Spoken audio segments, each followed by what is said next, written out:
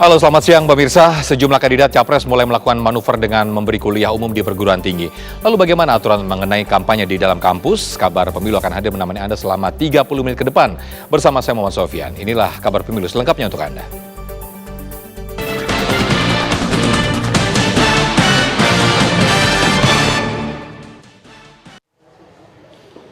Ya, pemirsa, kampus menjadi tempat strategis bagi kandidat capres untuk menyebarkan gagasannya kepada mahasiswa di perguruan tinggi. Dengan adanya putusan Mahkamah Konstitusi yang membolehkan perguruan tinggi dijadikan tempat kampanye, lalu benarkah akan terjadi polarisasi mahasiswa dan politisasi kampus?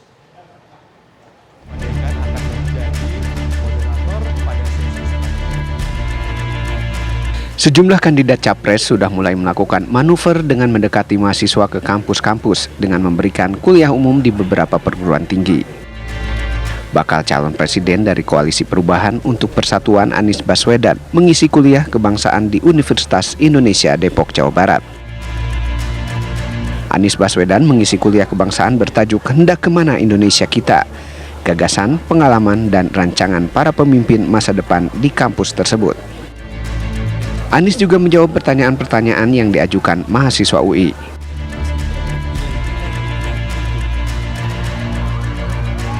Sementara itu, bakal calon presiden Ganjar Pranowo mengisi materi di depan ratusan mahasiswa baru di kampus Universitas Pancasila Jagakarsa, Jakarta Selatan. Ganjar Pranowo menyebut positif putusan Mahkamah Konstitusi yang membolehkan kampus menjadi tempat kampanye atau tempat debat kandidat calon presiden 2024. Menurutnya, kampus menjadi tempat yang tepat bagi kandidat calon presiden untuk uji gagasan dan pikiran dengan mengedepankan tradisi keilmuan, bukan emosional. Lantas benarkah dengan diperbolehkannya kampus menjadi tempat kampanye peserta pemilu akan terjadi politisasi kampus? Menurut pengamat politik Karim Suryadi, dijadikannya kampus menjadi tempat kampanye tidak termasuk politisasi kampus. Menurutnya, kampus bisa menjadi laboratorium demokrasi yang sehat. Calon presiden di kampus bukan merupakan politisasi kampus. Selama debat itu memberikan ruang yang sama kepada seluruh calon presiden dan memberikan kesempatan yang sama kepada kampus yang berminat menyelenggarakannya. Justru akan menjadi politisasi kampus ketika calon presiden atau partai politik mendekati kampus dalam cara-cara yang kotor atau menempuh jalan gelap. Saya sendiri menganggap debat calon presiden di kampus merupakan laboratorium demokrasi dan ruang bagi penyehatan demokrasi yang sehat, karena selain kampus dihuni oleh para mahasiswa yang merupakan generasi Z dan milenial yang cukup besar, mereka adalah kelompok yang sangat kritis, sehingga kehadiran calon presiden di kampus bisa diuji wawasannya, pengamatannya tentang realitas sosial, dan bagaimana peta jalan mereka tentang mewujudkan Indonesia emas. Mahkamah Konstitusi sendiri telah mengetok putusan dengan memperbolehkan kampanye di sekolah dan kampus, meski dengan catatan. Walaupun begitu, putusan tersebut banyak yang mengkhawatirkan berdampak buruk pada ekosistem pendidikan karena akan terjadi konflik kepentingan. Dari Jakarta, tim TV One mengabarkan. Mahkamah Konstitusi atau MK memperbolehkan kampanye politik di sekolah maupun di kampus selama mendapatkan izin dari pihak yang bersangkutan. Mahasiswa senang karena bisa ikut terlibat langsung dan mengkritisi saat kampanye di kampus. Sementara akademisi yang juga pakar hukum tata negara menyambut positif keputusan MK tersebut.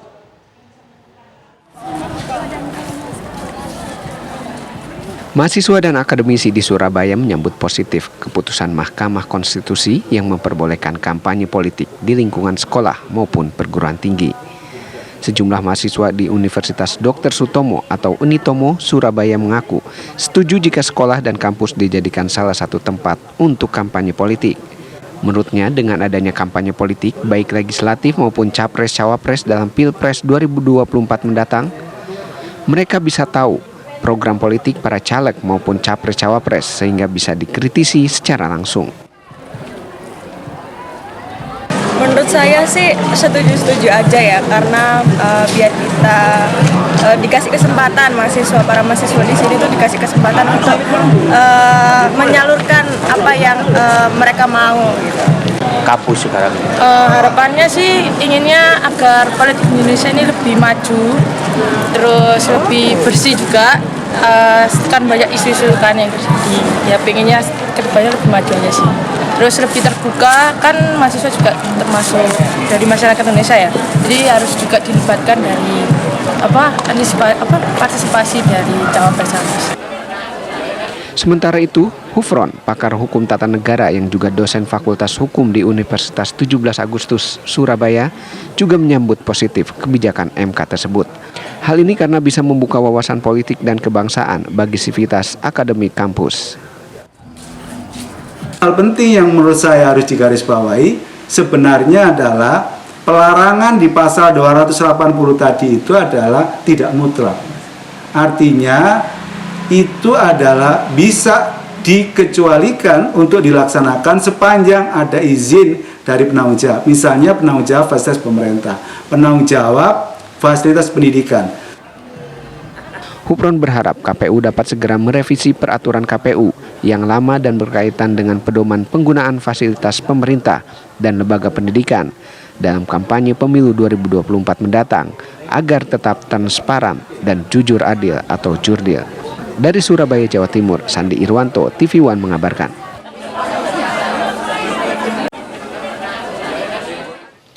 Hari ini Presiden Joko Widodo kembali menyinggung soal cawe-cawe yang sempat menjadi pro dan kontra. Penegasan Presiden soal cawe-cawe ini dia sampaikan saat membuka Rakernas Himpunan Pengusaha Muda Indonesia atau HIPMI.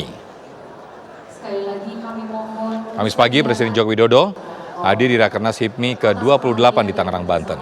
Saat menyampaikan pidatonya, Presiden Jokowi menegaskan bahwa banyak alumni HIPMI yang terlibat dalam pemerintahannya dan menjadi menteri kabinet. Presiden juga menjelaskan bahwa dirinya pun termasuk salah satu kader dan alumni HIPMI meskipun hanya di tingkat HIPMI daerah. Jokowi juga menegaskan bahwa kini ia sudah masuk dalam kategori sebagai senior HIPMI. Jokowi juga menyinggung Ketua Umum HIPMI yang meminta arahan Presiden. Dan Jokowi menegaskan kalau arahan Presiden pasti tidak salah karena Jokowi masuk kategori senior HIPMI dan kalau cawe-cawe tidak masalah. Setelah sekian waktu akhirnya Jokowi kembali menyebut kata cawe-cawe.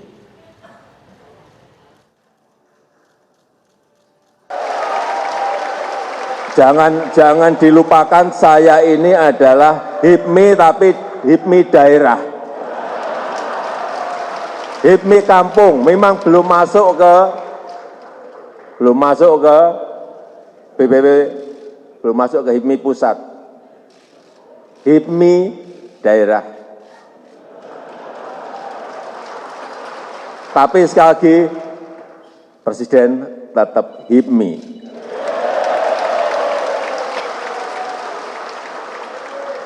Jadi tadi kalau Pak Ketua Umum menyampaikan minta arahan Presiden, kalau saya mengarahkan nggak salah.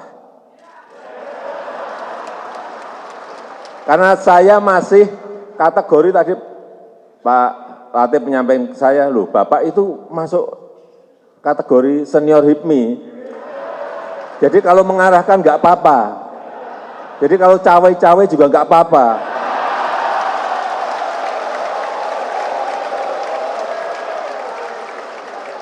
Karena kan di keluarga kita sendiri kan.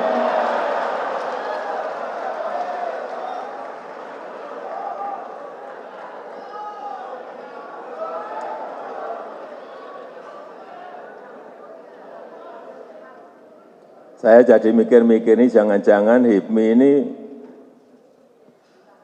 sudah menjadi himpunan para menteri Indonesia.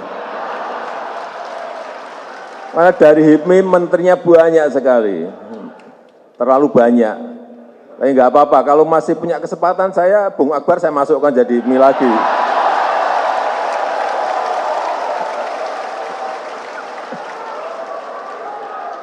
Tapi enggak lah, enggak. Bung Akbar ngantri untuk tahun depan jadi menteri bisa saya kira. Meskipun presidennya bukan saya, tapi Bung Akbar masuk, udah.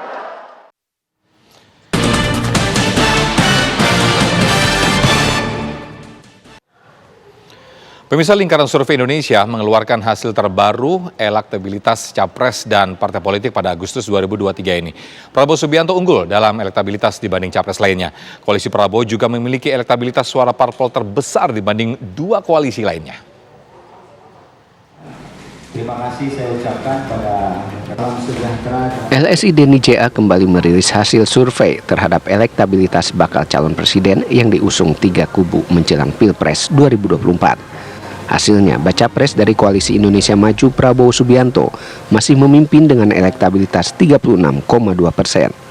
Peneliti LSI Denny JA Ade Mulyana menyatakan, dari survei yang dilakukan pada 1 hingga 8 Agustus 2023, elektabilitas Ganjar Pranowo sebesar 35,8%.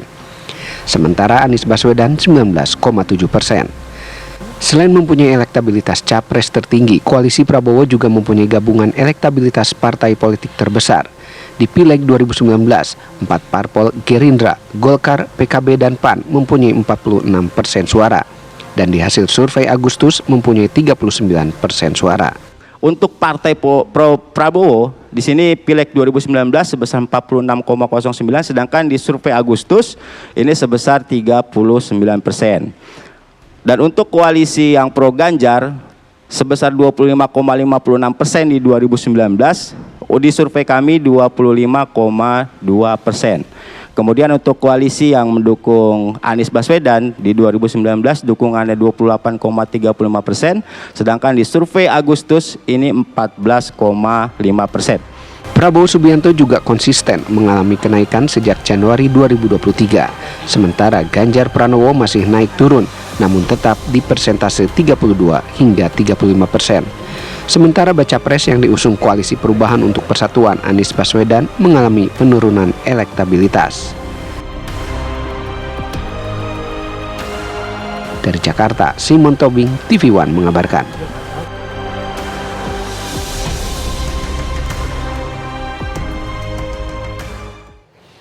Dan berikut pemirsa elektabilitas partai politik Agustus 2023, hasil survei LSI Denny JA pada Agustus 2023 ini.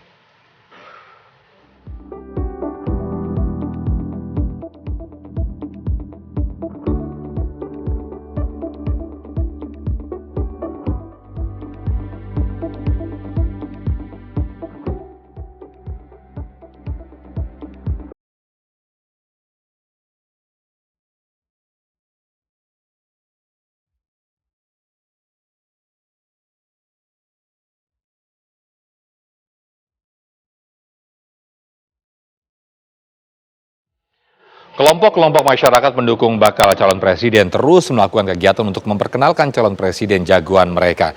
Dan berikut kabarnya untuk Anda.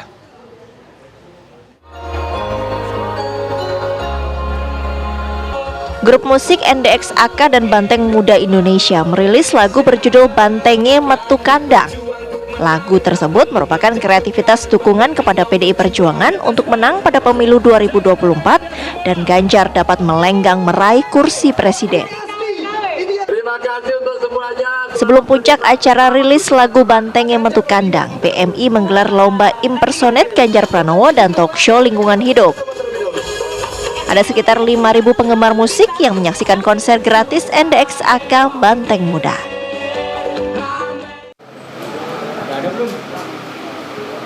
Sejumlah relawan Jokowi dan Ganjar Pranowo mulai mendeklarasikan bergabung ke gerakan Prabowo GP untuk mendukung Prabowo Subianto sebagai calon presiden pada 2024 mendatang. Relawan yang bergabung terdiri dari individu atau simpatisan, bahkan ada yang masuk melalui organisasi.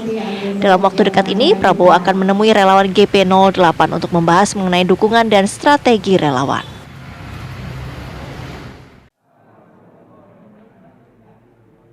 Relawan bakal calon presiden Anies Baswedan di Sukoharjo, Jawa Tengah mengukuhkan tim 100 Badan Koordinasi Saksi atau Bakorsi di wilayah Kabupaten Sukoharjo. Pengukuhan ini sebagai langkah awal Bakorsi untuk bergerak mengkoordinasikan simpul-simpul relawan dan simpatisan Anies Baswedan, sekaligus menyiapkan barisan saksi yang akan mengawal suara dalam pencoblosan nanti. Bakorsi Sukoharjo akan langsung bergerak menjaring 100 relawan untuk tingkat desa dan tingkat kecamatan di Sukoharjo. Tim TV One mengabarkan.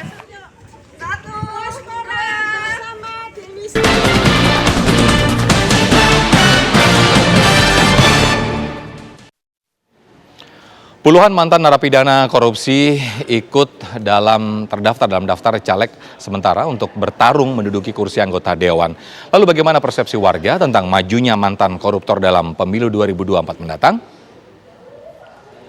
Ibarat bermuka papan pernah menyalahgunakan uang negara untuk kepentingan pribadi, mantan narapidana kasus korupsi ingin memiliki kursi di DPR maupun DPD RI. Lalu bagaimana pendapat warga? Apakah mereka rela menerima hal ini? Saya akan bertanya ke sejumlah warga. Mas, pendapatnya dong kalau misal ada narapidana korupsi yang nyalek, menurut Masnya gimana?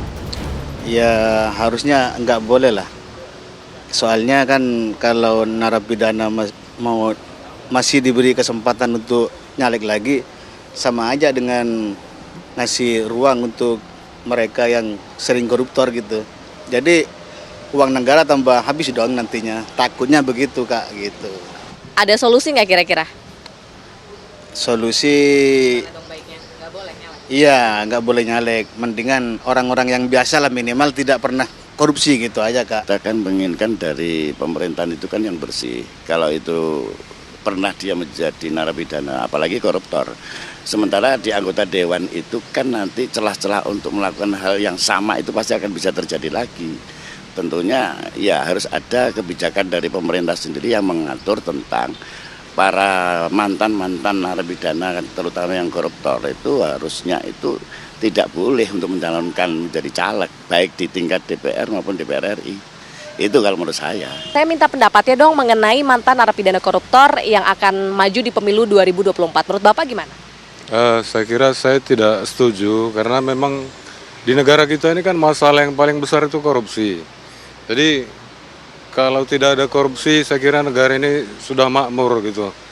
Tidak memberi ruang lah, ya, tidak memberi ruang kepada koruptor sehingga koruptor itu tidak mendapat tempat untuk sebagai ya calon legislatif ataupun calon eksekutif di negara kita ini. Itulah beberapa pendapat yang berhasil saya himpun pemirsa soal mantan napi koruptor yang akan maju di pemilu 2024. Kalau menurut pemirsa bagaimana? Apakah Anda termasuk yang setuju atau tidak setuju? Dari Jakarta, Fahade Indi, Dani Martin, TV One mengabarkan.